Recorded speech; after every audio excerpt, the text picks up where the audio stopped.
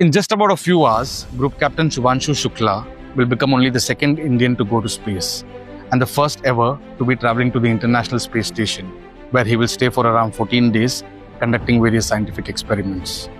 But as Shukla himself has described more than once in the last 3 months, he won't be traveling alone. He is going to the ISS as part of the Axiom 4 mission, carrying the hopes and dreams of 1.4 billion Indian people.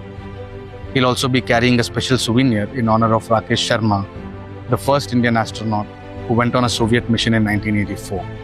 Shukla describes Sharma as someone who's lent him great strength and has been a fantastic mentor. In the next few hours, Shukla will complete the last bit of his quarantine and get ready to strap into the brand new Dragon spacecraft that will sit atop the Falcon 9 rocket. Shukla, an Indian Air Force test pilot, is not alien to risk-taking or making decisions in microseconds. But what he would be doing up in the International Space Station or during the journey there is something that is uncharted even for him. We spoke to Shukla's wife. She calls him the bravest of brave that she's met and hopes that he shines bright when he goes to the International Space Station. For Shuks, I would like to say that as you go on this incredible journey, I am extremely proud of you.